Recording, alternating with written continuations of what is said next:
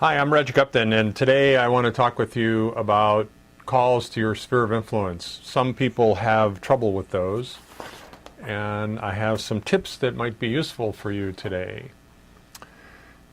The first thing you want to do is start with the salutation. That's the easy part. Say, hi, this is George or Sally or Reg.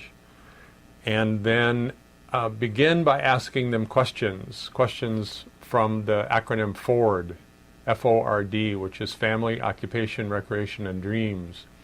What I found useful was to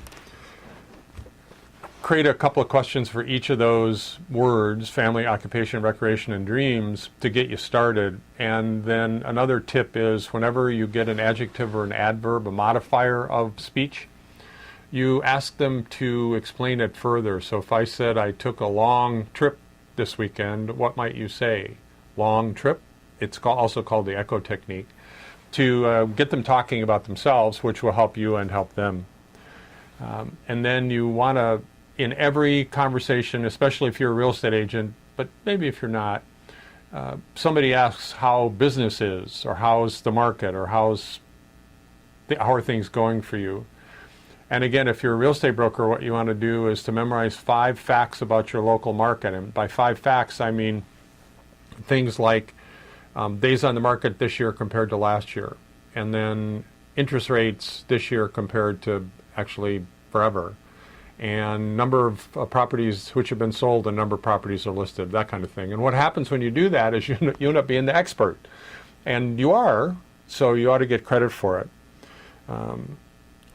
Next, if you're comfortable every time, and I think you shouldn't do this every time, you could have what I call the transition speech, which is talking about how it is that they can send you business and how they can refer to you, and you might say something like the following.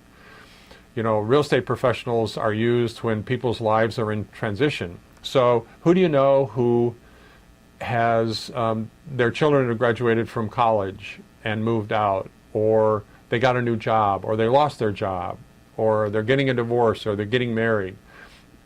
Who do you know like that, and could I have their name? And in a future video, I'll talk about how to ask for referrals more specifically.